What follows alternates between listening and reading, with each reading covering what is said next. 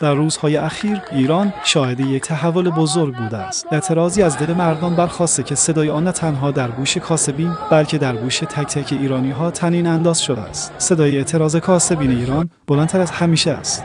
حتما در نظر داشته باشید نظرات خود را با ما به اشتراک بگذارید و همچنین خبرهای بیشتری در راه است. کانال را ساب و زنگوله را روشن کنید و برای دریافت آخرین به روزرسانی‌ها همراه ما باشید. کاسبین و کسب و کارهای کوچک که روزگاری ستون فقرات اقتصاد کشور بودند، امروز در خیابان‌ها به اعتراض برخاستند. دلیل چیست؟ افزایش بی‌رویه قیمت‌ها، فشارهای مالیاتی سنگین، رکود اقتصادی و کمبود حمایت‌های دولتی. مغازه‌ها بسته شده‌اند و کسب و کارها در حال تعطیلی هستند.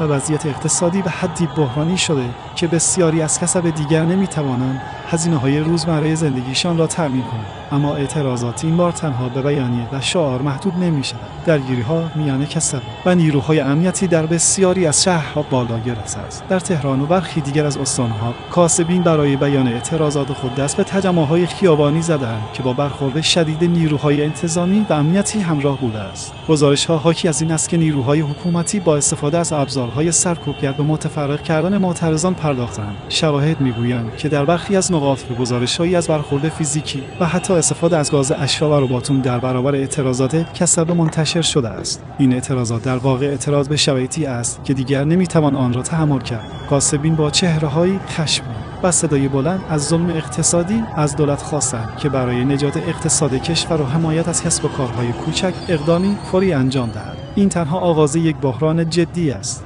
بحران اقتصادی کشور به مرحله‌ای رسیده که صدای اعتراض مردم دیگر نمی‌تواند نادیده گرفته شود. وقتی کاسب‌ها به خیابان‌ها می‌آیند، وقتی کسب و کارها با بسته شدن مغازه‌ها به سرنوشت خود معترض می‌شوند، وقتی صدای شکستن امیدها در دل خیابان‌ها طنین می‌اندازد، آن وقت است که سوالات جدی‌تر از همیشه مطرح می‌شود. چرا هیچ کسی به فریاد این مردم گوش نمی‌دهد؟ اعتراضات کاسبین تنها نشان دهنده بحران اقتصادی است، بلکه زنگ خطری است برای کل جامعه. امروز این اعتراضات صدای همه ماست.